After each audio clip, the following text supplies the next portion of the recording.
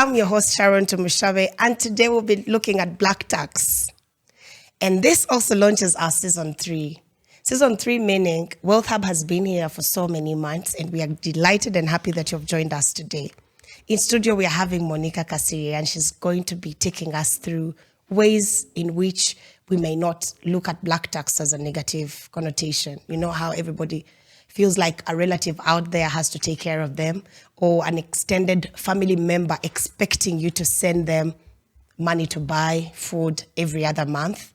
How do you look at it, in your opinion, as our viewers today? But today we're going to really get into it with Monica and see how best our dependents can be self-sustaining, and we don't just have to make them dependents, but enable them become more self-sustaining. Monica works with Financial Fit Spa. She's the founder, and she heads the team at Financial Fit Spa. Monica, thank you so much for joining us today. Thank you, Sharon. I'm glad to be here. Hello, viewers. My name is Monica Kasirye Kavuma, and I'm the CEO and founder of Financial Fitness Spa. Thank you for joining us. So let's talk about black tax. What has been your experience? What is it? Okay, so black tax is where you find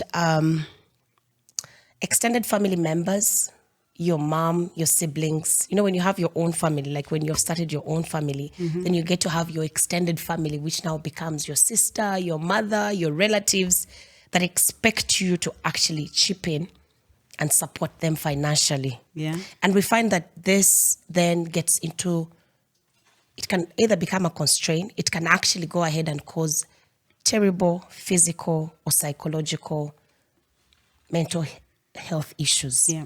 Imagine being there every month. You work so hard, and then you have to, 80% of that paycheck is going towards sorting other people before you even take care of yourself. Yeah, so it's very possible for your 80% of the paycheck to go to other, institutions as opposed to yours. But I think what I found very useful is, as a person, to learn to define what my dreams are. Because if I spend a lot of time building other people's dreams, no one is going to take care of my dreams. So once I know what that is, and I've defined it for myself and my family, then the rest can partake. Okay? So that's one way. Like, no one is going to come and fix my dreams for me.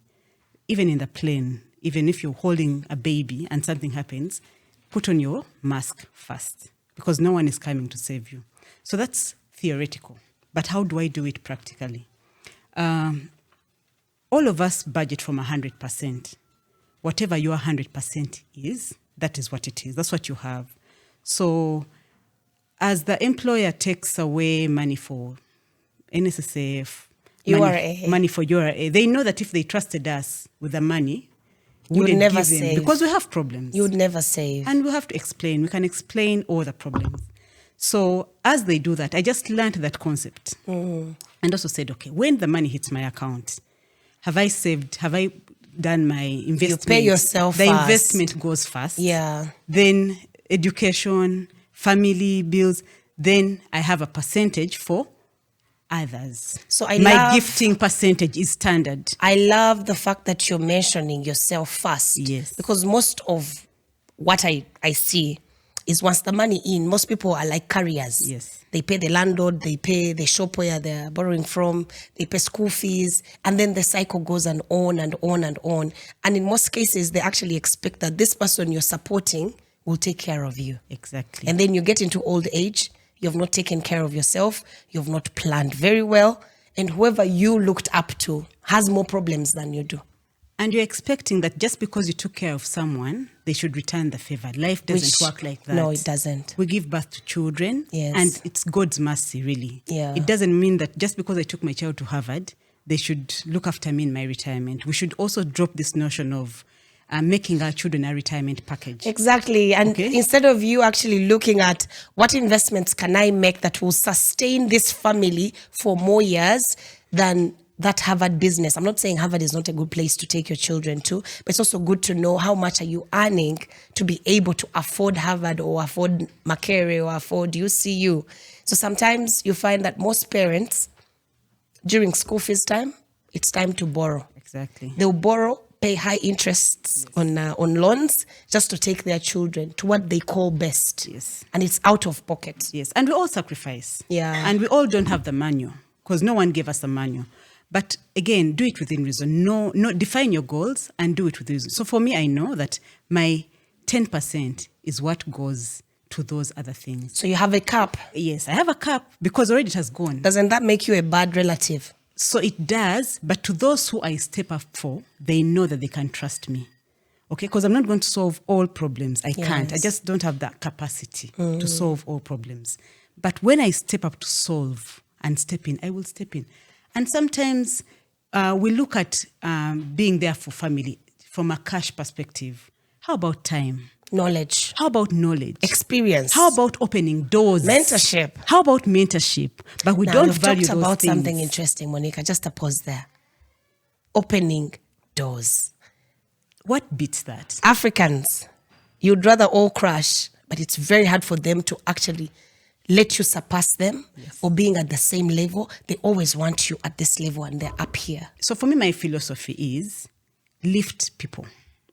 And lifting does not mean cash because I don't have the cash reserves, but I have the knowledge. Yeah. I know Sharon. Sharon, I've called you many times to come and talk to my relatives about financial empowerment. Because again, if I'm the one to talk, I will not be taken seriously. They'll not listen. So I have to bring someone. I've called you many times. Yes. And I know that it's important. So I have to build my own if I don't want to be the only blue-eyed person in the crowd. Because I'll be pulled down. Yes. So that works. So yes, there will be blackmail, emotional blackmail. It's done in families, siblings, in churches. Which also leads to entitlement. People give what they don't have. It also brings entitlement where someone believes that you have to keep on. Let me give you an example. And I'm sorry, I'm quoting somebody very close to me. I have an uncle who said, once I'm done paying your school fees, once you bring in your degree like this, you stop and cease to be a child. So your struggles are your struggles. You need support, you need guidance, you need knowledge. I'll give it to you. I'll give it to you. I've never gotten anything on a silver plate. But who does? And I hated my uncle for like a few years. Me and him were enemies, feeling like, you know what? You have all this money. You have all these NGOs and big money. Why don't you invest in me? He said, no. He has invested. You have to work hard. I've already invested in you. Exactly. So I didn't see that I still wanted more. You should bring him to your podcast. I think I should invite him. Yeah. So there's a lot of emotional blackmail. Yes. You go to church, you're being blackmailed. Only people who are given the front seats are the ones who dig deep in the pockets. I don't think that's right. Because I could mentor people at church. I could give my time. I'm an accountant by profession. I could come and balance books at church. If you got a professional, you would have to pay a lot for that. But that's what I have, time. Yeah. And time is the one currency God has given all of us in equal measure. 24 hours. How are you using your time? Yeah. Are you consuming or you're a producer? Depending on where you fall. Actually, what you're saying now makes a bit of sense in a way that every time you keep giving, if you make it so easy for somebody, they'll keep being dependent. Yeah. But when you give them the ability to think through their challenges. Your uncle, for example. Man, I struggled. I'm here because of that man, by the way. I keep telling him, he keeps telling me, go Sharon. I'm like, oh my God, it wasn't easy. He's like, there's nothing that comes easy. And he also has his struggles as a human being. We all do. Actually, when you sit him down and he explains to you, he's like, this is not my money, it's NGO money. Exactly. Like, it's for the projects, it's not for my family. But any family member would expect that, you know what, because so-and-so is doing well, they just have to keep dashing out money. The project has bought you a big car, therefore that car is for the clan. Exactly. It's a project car. Yes, exactly. Yeah? You're flying here and there, it's your money. It's not your money. You're a steward to an organization. So we need to just learn to detach, also bring boundaries. Communication. Talk about boundaries. But your uncle provided for you. Yes, he and did. then communicated clearly He what did. he can give He and did. what he cannot. Yes. We don't want to communicate. And also culturally, we don't say. Yeah. Chikulumira muli. Exactly. You Then die I with go it. and backbite. Backbite. So I guess it's important to learn, communicate what you expect and what you can afford. Yeah, and what you can give. Yes. I will not go to church and pledge 1 billion shillings when I have nothing. Yeah. No. In fact, I don't even pledge. I give. Because when you pledge, the messages that come after become something else. I will not go to a wedding meeting and pledge. I will give what I can afford. Yes. Irrespective of how many chairman's bags you pass. True. I don't have it. Yes. How do we guide our viewers? So I think for me, it's the principle of what can you give from 100%. Yes. What do you put to your needs? Yes. Fast. What do you put to your wants? Yes. What do you put to your investments? And what do you give? Because we're all privileged in one way or another. I may have time, you may have money. Sometimes I have the money, but no time. I'll call on you to help me with your time. Yeah. Time is a resource. So being helpful. Yes. Being helpful, being available. Yes. And offering yourself. Within reason, within what you can afford. Like offering yourself to say, what is that thing I can help you with? What value can I add? Because when you keep taking and taking, you're becoming a parasite. But I'll take for as long as you give me. That's also the culture we have. Okay. We are takers. Yes. So if you're going to give me until you run dry, let me tell you, I will take. And then your mental health will be that's the opportunity cost. Yes. And then me who has been taking, I'll say, Auntie bakola nnyo. Balina, kati look at them. Now no one will come to your rescue because you've been giving. So please, focus on your mask, on your dreams, and chase them, and learn to say no. No is a complete sentence. You don't say no because.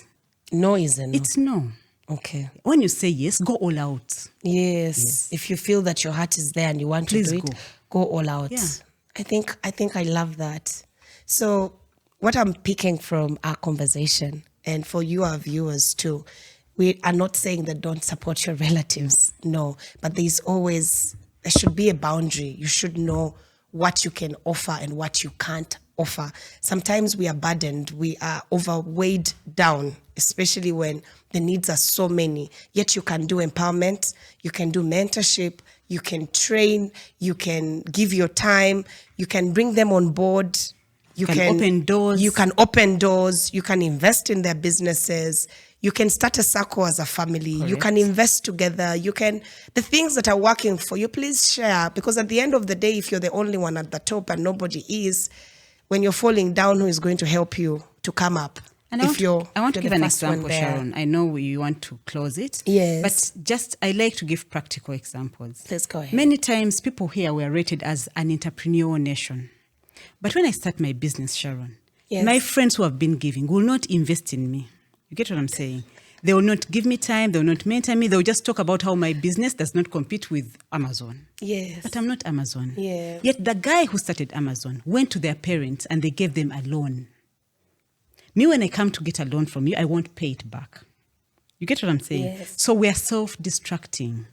Now, if I have a business, I'll make sure I decampaign the business. If my friend has a business, I just decampaign. People in the Western world are crowdfunding. Let's help Sharon. You get what I'm saying? So black tax may be bad. Yes. But as a nation, as a culture, we need to change the mindset and make it work for us. How do we use numbers work for us? Perfect. Thank you so much. And this being our first episode of the 3rd season, we believe that we have so much in stock for you. Just keep tuned in, keep subscribing, keep following us, leave comments on our videos. We're looking forward to seeing you in the next episode, and I'm very sure it's going to be educative, entertaining, and very nice. Thank you so much and have a lovely, lovely day. Bye.